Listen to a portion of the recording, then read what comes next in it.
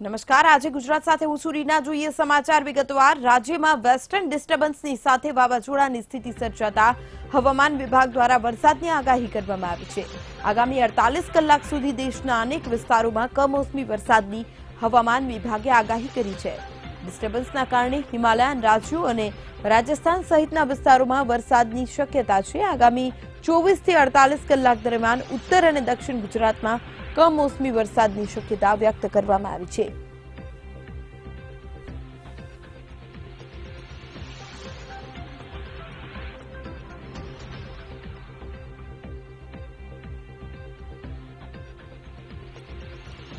તો રાજ્યમાં વેસ્ટર્ન ડિસ્ટર્બન્સની સાથે વાવાઝોડાની સ્થિતિ સર્જાતા હવામાન વિભાગ દ્વારા વરસાદની આગાહી કરવામાં આવી છે। આગામી 48 કલાક સુધી દેશના અનેક વિસ્તારોમાં કમોસમી વરસાદની હવામાન વિભાગે આગાહી કરી છે। ત્યારે રાજકોટ, અરવલ્લી અને સુરેન્દ્રનગર જિલ્લામાં વાતાવરણ પલટ્યું છે। આકાશમાં કાળા ડિબાંગ વાદળો ઘેરાયા તો કેટલાક વિસ્તારોમાં વરસાદ ખાબકતા ખેડૂતોની મુશ્કેલીમાં વધારો થયો છે।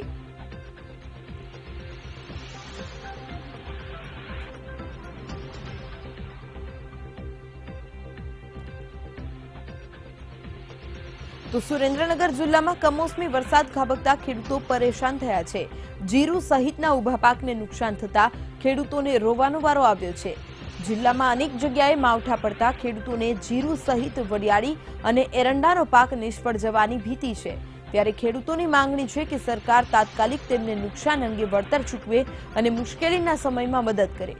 ખેડૂતોનું કહેવું છે કે ચોમાસામાં નહિવત વરસાદને પગલે ખેડૂત પહેલેથી જ હાલાકી વેઠવી રહ્યો છે। તેમાં હવે કમોસમી વરસાદ પડતા ખેડૂતોને બમણું નુકસાન સહન કરવાનો વારો આવ્યો છે।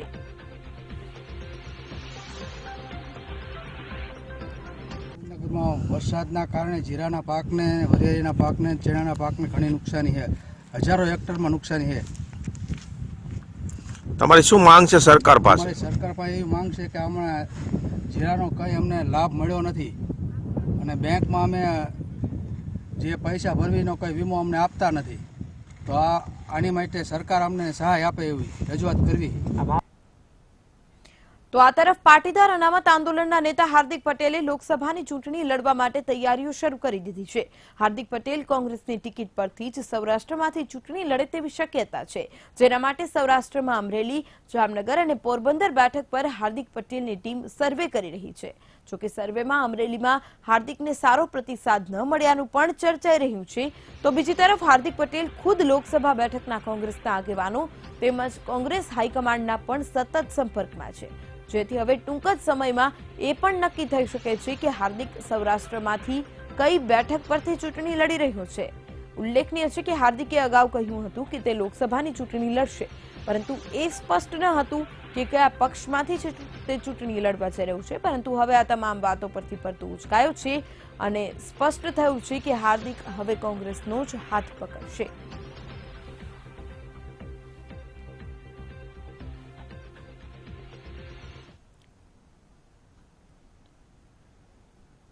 તો આ તરફ પીએમ મોદી ફરી ગુજરાતના પ્રવાસે આવી રહ્યા છે, ત્યારે તેઓ જામનગરની મુલાકાત લેશે, જ્યાં નવનિર્મિત ગુરુ ગોવિંદસિંહ સરકારી હોસ્પિટલ તેમજ મેડિકલ હોસ્ટેલનું લોકાર્પણ કરશે। આ અદ્યતન હોસ્પિટલમાં 700 બેડની સુવિધા સાથે કિમોથેરાપી, રેડિયોથેરાપી, પીડિયાટ્રિક તેમજ સાયકાઇટ્રિક વિભાગ જેવી વિવિધ સુવિધાઓ ઉપલબ્ધ છે। આ ઉપરાંત હોસ્પિટલમાં ડાયાલિસિસ યુનિટ તેમજ તમામ ઇમરજન્સી સેવાઓ પણ મળી રહેશે। તો હોસ્પિટલ સાથે એમપી શાહ મેડિકલ હોસ્ટેલમાં વિદ્યાર્થીઓ માટે રીડિંગ રૂમ, કેન્ટીન તેમજ મનોરંજન રૂમ બનાવાયા છે।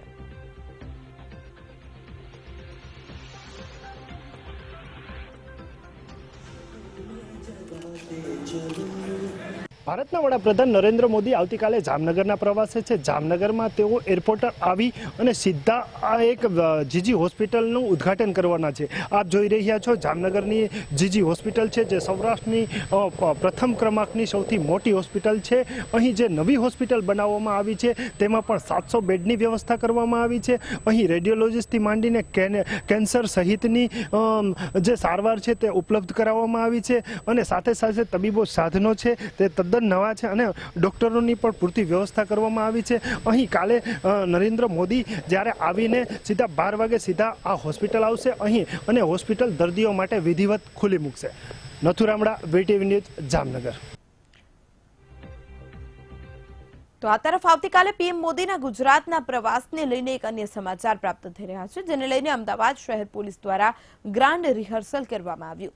પોલીસ દ્વારા અમદાવાદ એરપોર્ટ ખાતે સુરક્ષા રિહર્સલ કરાયું, જેમાં ડીસીપી, એસીપી, પીઆઈ સહિત ટ્રાફિક પોલીસ પણ જોડાઈ। ઉપરાંત BDDS, ડોગ સ્ક્વોડ તેમજ અન્ય પણ કેટલીક ટીમ રિહર્સલમાં જોડાઈ અને સુરક્ષામાં કોઈ ખામી ન રહે તે માટે ખાસ રૂટ ચેકિંગ કરવામાં આવ્યું।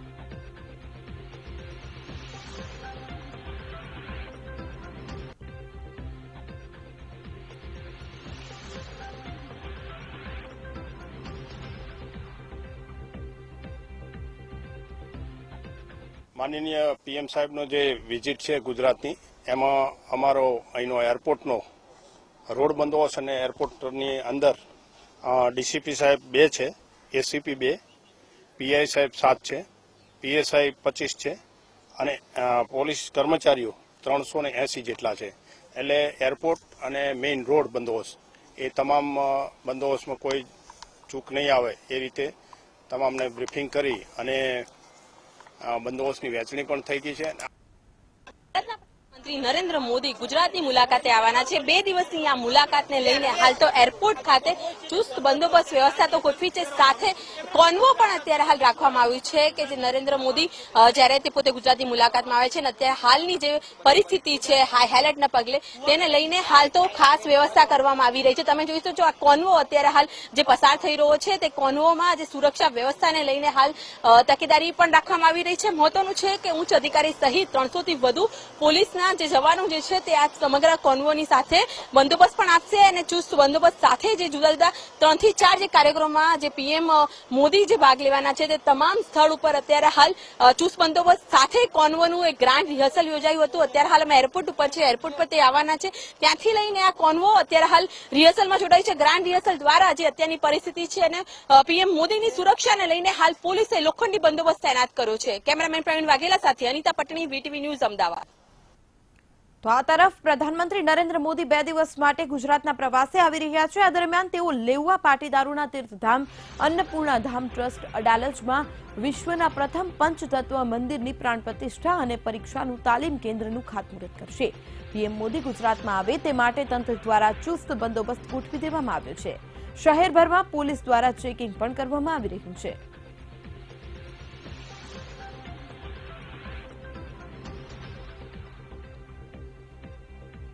5 માર્ચના રોજ અમદાવાદમાં વડાપ્રધાન નરેન્દ્ર મોદી અન્નપૂર્ણા ધામમાં જ્યારે આવવાના છે તેને લઈને જે તૈયારીઓને આખરી ઓપ આપી દેવામાં આવ્યો છે। મોટી સંખ્યામાં જનમેદની ઉમટી પડવાની છે, જેને લઈને આખી જે વિશેષ પ્રકારની જે વ્યવસ્થા કરવામાં આવી છે, તૈયારીઓને કહી શકાય કે આખરી ઓપ આપવામાં આવી રહ્યો છે।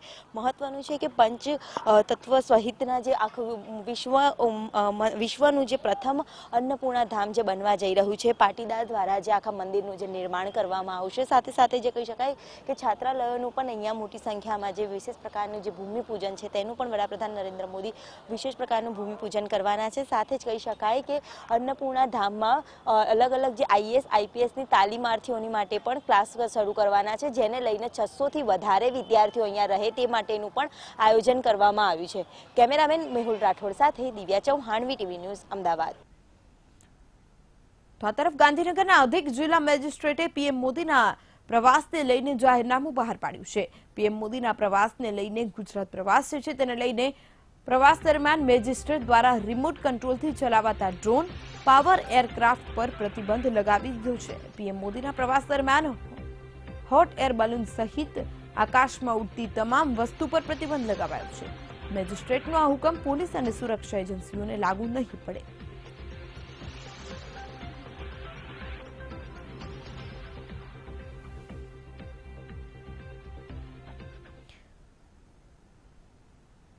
તો પ્રધાનમંત્રી મોદીના 1 દિવસના જે એક્સપોના ફોટોને લઈને અમદાવાદ શહેર ભાજપે એક પોસ્ટર બનાવ્યું છે, જે ચર્ચાનો વિષય બની ગયું છે। આ સાથે જ શહેર ભાજપે એર સ્ટ્રાઇકને લઈને કેટલાક પોસ્ટર્સ શહેરના જુદા જુદા વિસ્તારોમાં લગાવ્યા, જેના પર લોકો ખૂબ ચર્ચા કરી રહ્યા છે। એર સ્ટ્રાઇકનો ઉલ્લેખ કરીને પોસ્ટરમાં લખાયું છે કે ફિર એક બાર મોદી સરકાર। પાકિસ્તાન પર સ્ટ્રાઇકથી સમગ્ર દેશમાં લોકોમાં જુસ્સો છે। તેવા સમયે અમદાવાદ શહેર ભાજપના નેતાઓએ શહેરમાં લગાવેલા પોસ્ટર્સમાં પણ એવો જ જુસ્સો જોવા મળ્યો. ભાજપે લગાવેલા આ પોસ્ટર્સની ફેસબુકમાં ખૂબ ચર્ચા થઈ રહી છે. લોકો ફોટોને શેર કરી રહ્યા છે અને તેના પર ખૂબ ચર્ચા કરી રહ્યા છે.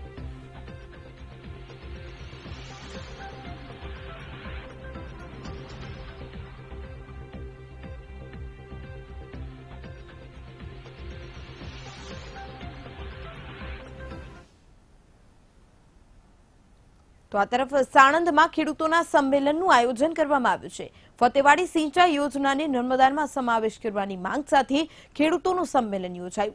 મહત્વનું છે કે ફતેવાડી કેનાલમાં પાણી ન મળતા ખેડૂતો દ્વારા વિરોધ કરવામાં આવી રહ્યો છે. કેનાલનું પાણી ન મળતા 50,000 એકર જમીન અસરગ્રસ્ત થઈ છે, જેના કારણે સાણંદમાં ખેડૂતોનું સંમેલન યોજાયું. આ સંમેલનમાં 32 ગામના 1,000થી વધુ ખેડૂતો જોડાયા છે. સરકાર યોગ્ય નિર્ણય નહીં લે તો આવનારા દિવસોમાં ખેડૂતો ઉગ્ર આંદોલન કરશે તેવી ચીમકી પણ ઉચ્ચારી છે.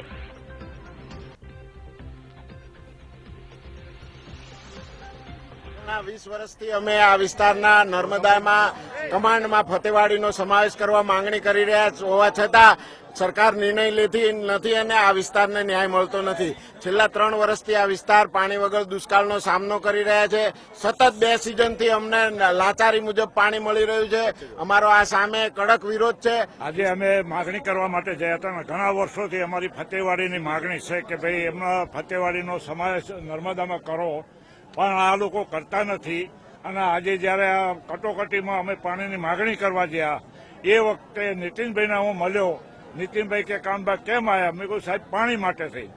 કે પાણી ક્યાં છે કે એટલે પાણી ક્યાં છે એવું કીધું. એટલે મને એ લોકોએ મેં કહ્યું કોઈ વાંધો નહીં નીતિનભાઈ, તમે ખેડૂતો અમારા કાંઈ આંદોલનો કરો તેથી અમને બોલાવતા નહીં આગેવાનોનો એમ કહી હું નીકળી ગયો. પછી હવે નીતિનભાઈનો ફોન આવ્યો કે કામભાઈ ક્યાં છો? મેં કહ્યું હા ગાંધીનગરમાં જ છું. કે પાણી 900 કિશોર છોડું છું. એ વખતે નીતિનભાઈ મેં 900 કિશોરે ના થાય, 1200 થી 1300 કિશોર પાણી છોડો તો અમારી બધી કેનલ ચાલે. હું આ 2 વર્ષથી જોઉં છું કે અમારા સાણંદ એપીએમસીમાં 80% માલ આવતો નથી. અત્યારે 80% માલ ઘટી ગયો છે. એટલે ખેડૂતોની પરિસ્થિતિ કેવી છે એ સરકારને સાંભળવી જોઈએ. અને સરકાર નહીં સાંભળે તો અમે એવા આંદોલન કરશું કે જે રોડ રસ્તા બધું રોકી લેશું. 108 હાઈવે પર આંદોલન કરશું.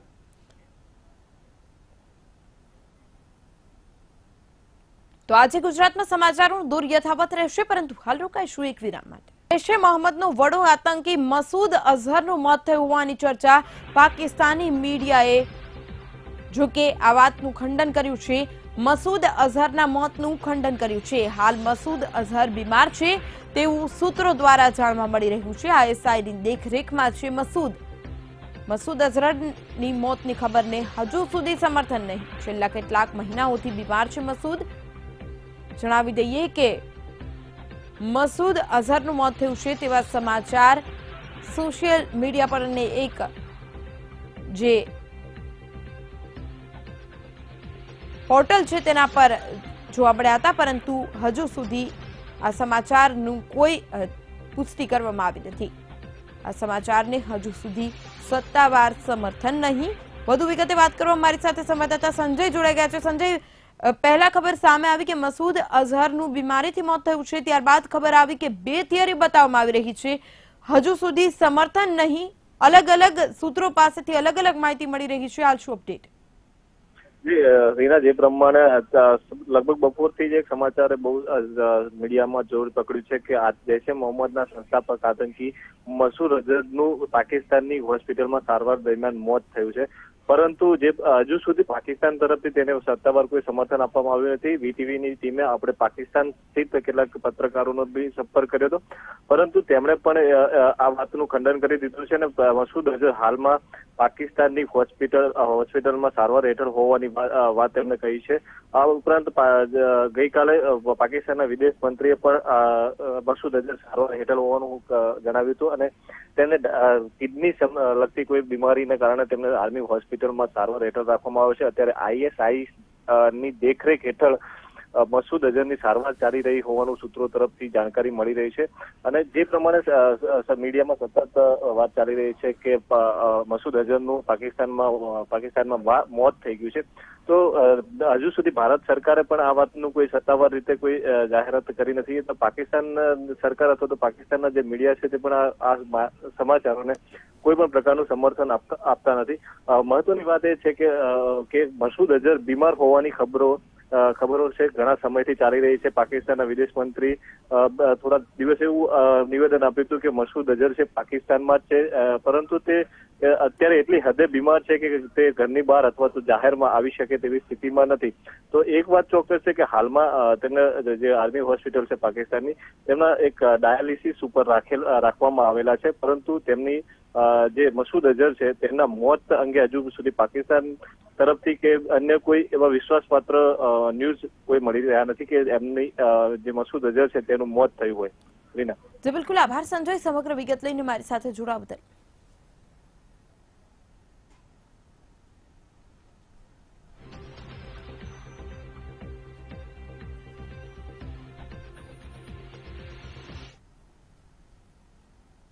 તો આ સાથે જ બુલેટિનમાં હાલ રોકાઈશું વધુ એક વિરામ. લોકસભા ચૂંટણીમાં ઉમેદવારોની પસંદગીને લઈને ગુજરાતમાં કવાયત તેજ છે. ત્યારે ગુજરાત પ્રદેશ કોંગ્રેસ પ્રમુખ અમિત ચાવડાએ લોકસભા ચૂંટણીના ઉમેદવારોની પસંદગીને લઈને નિવેદન આપતા કહ્યું છે કે જે પણ ઉમેદવારોની પસંદગી કરાશે તે સ્થાનિક સ્તરેથી જ કરાશે. હાલ ઉમેદવારોની પસંદગી પ્રક્રિયા ચાલી રહી છે. 10 બેઠકોના ઉમેદવાર વહેલા જાહેર કરાશે. 6 તારીખે યોજાનારી સ્ક્રીનિંગ કમિટીની બેઠકમાં નામો મુકાશે અને ત્યારબાદ સીઈસી કમિટીમાં નામ રજૂ કરવામાં આવશે.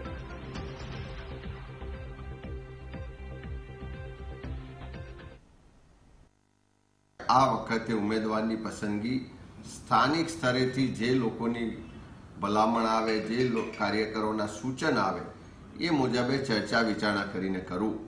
એના જ ભાગ સ્વરૂપે જિલ્લા કોંગ્રેસ સમિતિની સંકલન સમિતિએ નામોની ભલામણ કરી છે.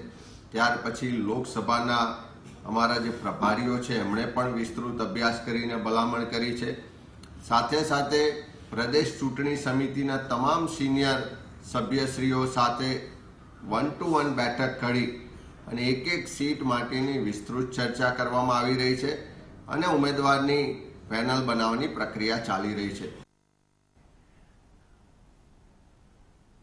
તો મહેસાણાની ઊંઝા એપીએમસીની ચૂંટણી મામલે વિવાદ ચાલી રહ્યો છે. ત્યારે શિવમ રાવલે નારાયણ પટેલ પર આકરા પ્રહારો કર્યા. તેમણે કહ્યું કે નારાયણ પટેલની મંડળી મેરિટના આધારે રદ થઈ છે, જેથી હારનું ટીકરું પક્ષના પદાધિકારીઓ પર ફોડવું યોગ્ય નથી. સાથે જ શિવમ રાવલે આક્ષેપ કર્યો છે કે નારાયણ પટેલે છેલ્લા 30 વર્ષથી કાર્યકર્તાઓને સાઇડલાઇન કર્યા અને પોતાના દીકરાને જ ગાદી સોંપી, એટલે જેવું કરો તેવું જ પામો. આમ હાલ નરેશ પટેલ અને શિવમ રાવલ આમને સામને આવી ગયા છે.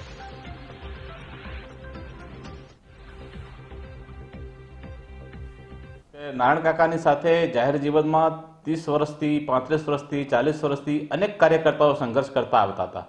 એ બધાને બાજુમાં મૂકીને કાકાએ પોતાના દીકરાને જ્યારે રાજગાદી આપી ત્યારે એ કાર્યકર્તાઓને કેવી લાગણી થઈ છે, એવી લાગણી આજે નારાયણ કાકાને થાય સ્વાભાવિક છે. પણ કહેવત છે ને કે જેવું કરો તેવું પામો, એવું આજે બનવા પામ્યું છે. તો ઊંઝાના પૂર્વ ધારાસભ્ય નારાયણ પટેલ અને શંકરસિંહની મુલાકાત બાદ અનેક તર્ક વિતર્ક ઉભા થયા. ત્યારે હવે નારાયણ પટેલે નિવેદન આપ્યું છે કે શંકરસિંહ સાથે માત્ર એક રાજકીય મુલાકાત નથી થઈ, તેમને હું 53 વર્ષથી ઓળખું છું. સાથે જ તેમણે જણાવ્યું કે અમિત શાહ અને સીએમ રૂપાણીએ વચન આપ્યું હતું કે મંડળીઓ રદ કરવામાં નહીં આવે, તેમ છતાં મંડળીઓ રદ કરવામાં આવી છે. તેમની નારાજગીને લઈને તેમણે કહ્યું કે તેઓ ક્યારેય પણ પાર્ટી છોડવાના નથી. રાજકીય વાત થઈ નથી. શંકરસિંહના જોડે 53 વર્ષથી કામ કરીએ છીએ. દરેક પ્રસંગોમાં, એમના પ્રસંગોમાં, મારા પ્રસંગોમાં આખો દિવસ ઉપસ્થિત રહીએ છીએ અને કૌટુંબિક સંબંધો હોય તો વ્યવહારિક કોઈ અન્યાય થતો હોય તો પૂછા કરવા આવે, એ રીતે આવ્યા હતા. અમારો કોઈ કમિટમેન્ટ એમાં તો અમે આવતા રહ્યા છે. આશાબેન, હું પાર્ટીનો છું, પાર્ટીમાં રહેવાનું છું. અમારે ખેતીવાડી બજાર સમિતિની ચૂંટણી જાહેર થઈ. એ દરમિયાનમાં આશાબેને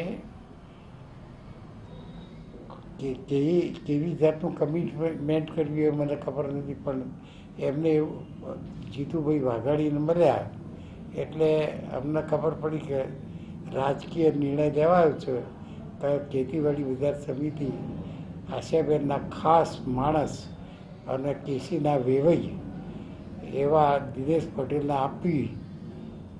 અને ત્યારે મેં એમ કીધું હતું, હું જીતુભાઈ હું તમારાથી સિનિયર છું, તમે મારા પ્રમુખ છો, મારા શિરોમાન્ય છો, પણ તમે આવો નિર્ણય પૂછ્યા વગર કેવી રીતે લઈ શકો? પાર્ટીએ આ જાતનું વલણ અપનાવ્યું છે. અખિલ ભારતીય પ્રમુખ અમિત શાહે જ્યારે શ્યોરિટી આપી હોય, સીએમએ શ્યોરિટી આપી હોય, તેમ છતાં સંગઠનના પ્રમુખ અમારી મંડળીઓ કાઢી નાખે એ સહન કરી લેવાય નહીં.